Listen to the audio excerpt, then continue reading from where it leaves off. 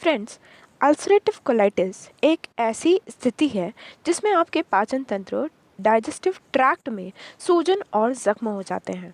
हालांकि ये बीमारी गंभीरता रखती है, बट सही जानकारी, लाइफस्टाइल और रिक्वायर्ड सप्लीमेंट्स के साथ इसे आप काफ़ी हद तक कंट्रोल कर सकते हैं। अल्सरेटिव कोलाइटिस में सूजन बड़ी आंत और रेक्टम यानी मलाशय की भीतरी परत में होती है। ये IBD that is inflammatory bowel disease कहलाती है। तो फ्रेंड्स, साई कृपा हेल्थ सीरीज के 7th वीडियो में हम अल्सरेटिव कोलाइटिस के बारे में कुछ खास बातें डिस्कस करेंगे, जो कि पिछले वीडियो के कमेंट में हमारे ही चैनल की एक व्यूअर ने पूछा था जो इस रोग से ग्रसित हैं। तो आज जो है मैं आपको एक शॉर्ट नॉलेज इसकी दे रही हूँ। बाकी यदि आप अधिक डिटेल्स चाहते हैं तो फिर आप जो है पहले टेलीग्राम ऐप डाउनलोड करके फिर मेरा टेलीग्राम चैट ग्रुप ज्वाइन करके मुझे मैसेज कीजिएगा। चैट ग्रुप की लिंक इसी वीडियो के डिस्क्रिप्शन में मिल जाएगी। तो आइए सबसे पहले इसके सिम्टम्स के बारे में हम बात कर लेते हैं। तो पहली चीज़ होगी कि लूज़ मोशंस जो है ज़्यादा होने की संभावना है। पेट दर्द और मरोड़ होना, अक्सर खाना खाने के बाद जैसे ज़्यादा पेट दर्द आप महसूस करें या क्रैम्प्स जिसे कहते हैं वो चीज़ें फील करें।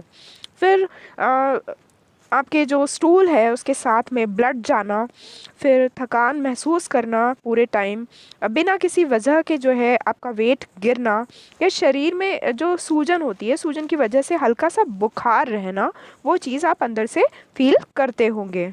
तो सिम्टम्स की बात कर लेते हैं, जो अलग अलग होते हैं सभी के लिए, बट जो है कुछ सिम्टम्स इनमें से ज़रूर आपने महसूस किए होंगे यदि जो है आप इस बीमारी से ग्रसित हैं तो। जैसे लूज़ मोशंस बार बार होना, कुछ भी खाते हैं या अक्सर खाना खाने के बाद जो है आपको पेट में ज़्यादा दर्द होना, क्रैम्प्स टाइप आना जिसे हम मरोड़ कहते हैं, फिर स्टूल पास करते टाइम जो है उसके साथ ब्लड जाना, फिर हर टाइम जो है आप कमज़ोरी फील करते हो, बिना किसी वजह के जो है आपका वेट जो है गिर रहा हो, और शरीर में जब सूजन होती है तो सूजन की वजह से हल्का बुखार रहना, ये इसके सिम्टम्स में आता है। अब यदि इसके कारणों की बात करें तो कोई सटीक कारण अभी भी जो है मेडिकल साइंस की तरफ से नहीं दिया गया है। फिर भी मेडिकल साइंस कुछ फैक्टर्स को इसका जिम्मेदार मानता है, तो वो चीज़ जो है मैं आपको बता देती हूँ। पहली चीज़ है इम्यून सिस्टम। तो जैसा कि मैंने आपको पिछले वीडियो में बताया था ऑटो इम्यून डिज़ीज़ के बारे में, तो वो वीडियो आपने नहीं देखा है तो आप ज़रूर देख सकते हैं। उसकी लिंक ऊपर आई बटन में आपको मिल जाएगी, और नीचे आपको डिस्क्रिप्शन में जो है इसकी प्लेलिस्ट की लिंक भी मिल जाएगी, तो आप जो है हेल्थ से रिलेटेड वीडियोस ज़रूर देख पाएंगे। फिर इम्यून सिस्टम की बात करें तो जब मैंने बताया था कि ऑटो इम्यून डिजीज़ में ये होता है कि हमारा इम्यून सिस्टम गलती से जो है हमारी ही कोशिकाओं पर हमला करता है। तो इसमें जो है आंत की कोशिकाओं पर हमला करता है हमारा इम्यून सिस्टम खुद ही, जिससे क्या होता है शरीर में सूजन पैदा होने लगती है। दूसरा कारण है जेनेटिक्स, आनुवंशिकता, कि यदि परिवार में किसी को ये बीमारी थी तो इसके होने की संभावना बढ़ जाती है।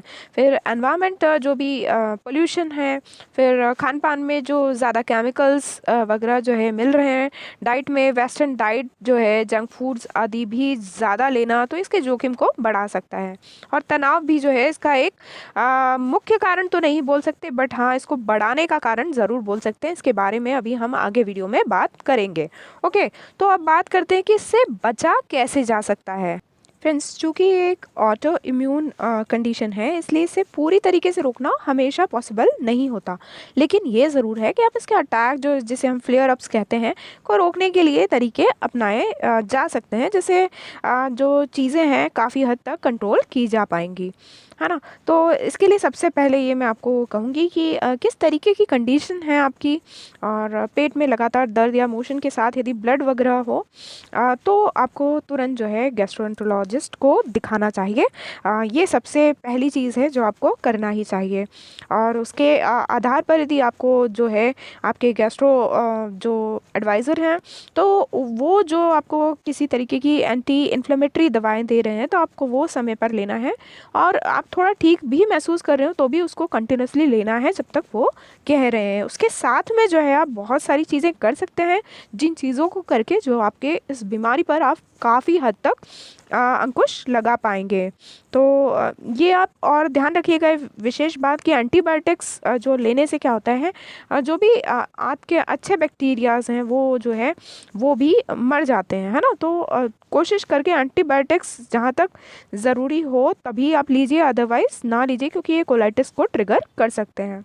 फिर लाइफस्टाइल में जो पॉजिटिव चेंजेस हैं वो आप काफ़ी हद तक करके बहुत सारी चीज़ें जो हैं आप कंट्रोल में ले आएंगे। अब कुछ विशेष बातें आपको बता देती हूँ जो आपको ध्यान रखना है, क्योंकि अभी आपको एक शॉर्ट नॉलेज दे रही हूँ और स्पेशल कोई भी चीज़ें हैं जो आप डिस्कस करना चाहते हैं तो आप मेरा टेलीग्राम चैट ग्रुप ज्वाइन करके और मुझसे बात कर सकते हैं, ताकि मैं आपको सही सप्लीमेंट्स वगैरह सही चीज़ों की जानकारी दे पाऊँ जो भी मेरे पास अवेलेबल है। तो अभी जो है आप सबसे पहले कहूँ आपसे तो आपको एक डायरी मेंटेन करना है और उसमें आप लिखें कि आपने डेली क्या खाया है और क्या खाने से जो है आपका दर्द बढ़ता है, आपको ये चीज़ें पहचानना है। जैसे किसी किसी को दूध से प्रॉब्लम होती है, किसी को स्पाइसी फूड खाते हैं तब ज़्यादा प्रॉब्लम होती है, या ज़्यादा फाइबर वाली कच्ची सब्जियाँ फल ये सब आप खाते हैं तब आपको इश्यूज़ ज़्यादा होते हैं। तो ये ऐसी चीज़ें आपको नोट डाउन करके रखना चाहिए और अपने जो डॉक्टर हैं जिनसे आप सलाह ले रहे हैं उन्हें भी बताना चाहिए, ठीक है। उसके बाद जो है आप कोशिश करिए कि दिन में 5-6 बार थोड़ा थोड़ा खाएं, एक साथ खाने के बजाय, है ना। ये चीज़ ज़रूर आपको ध्यान रखना है क्योंकि आपको आंतों पर ज़्यादा स्ट्रेस नहीं डालना है। फिर उसके बाद आपको ज़्यादा से ज़्यादा पानी पीना है और चाय कॉफ़ी कोल्ड ड्रिंक्स आदि से जो है बचें, क्योंकि ये जो है आंतों को उत्तेजित करते हैं। और आपके डॉक्टर की सलाह पर आप प्रोबायोटिक्स लें, जैसे दही छाछ आदि ऐसे बहुत सारे प्रोबायोटिक्स ड्रिंक्स होते हैं जिसकी सलाह मैं भी आपको दे सकती हूँ, बट उसके पहले जो है आपको डॉक्टर से परमिशन लेने की ज़रूरत ज़रूर बनती है यदि आपका जो बीमारी है थोड़ी सिवियर है। ओके। और योगर्ट जो है वो बहुत ज़्यादा फ़ायदेमंद तो होता है इसके लिए, बट कौन सा योगर्ट लें और क्या फ़ायदा है वो लोग आप कमेंट करेंगे तो इस पर एक सेपरेट वीडियो ज़रूर बनाऊँगी। इस वीडियो में ये बहुत ज़्यादा बड़ा हो जाएगा वीडियो। ओके। अब कुछ बेहद ज़रूरी बातें बोल रही हूँ, वो चीज़ आपको ध्यान रखना है यदि आप इस परेशानी से गुजर रहे हैं तो। तनाव इस बीमारी का विशेष कारण नहीं है, मुख्य कारण नहीं है, बट स्ट्रेस के बढ़ने से बीमारी के बढ़ने का खतरा बढ़ता है बहुत तेज़ी से। तो ध्यान रखिए कि यदि आप ये सोच सोच कर कि ऐसी बीमारी हमें क्यों हुई, कैसे सर्वाइव करेंगे, अपना स्ट्रेस बढ़ा रहे हो तो आप नेगेटिव साइड जा रहे हैं। बहुत अच्छा होगा यदि आप सही सलाह लेकर प्रॉपर डाइट लाइफस्टाइल में पॉजिटिव चेंजेस करके और ज़रूरत के हिसाब से सही सप्लीमेंट्स लेकर इसे कंट्रोल करने पर ध्यान दें, ताकि इसके बुरे प्रभावों से आप काफ़ी हद तक बच जाएंगे। तो डरे नहीं, अपनी बीमारी पर अंकुश लगाएं। कुछ विशेष जानना चाहें तो आप मेरे टेलीग्राम चैट ग्रुप को ज्वाइन करके मुझे मैसेज कर सकते हैं। तो आओ मिलकर करें वादा कि जागृति लाएंगे, अच्छे स्वास्थ्य के साथ बेहतर सेहत भी बनाएंगे।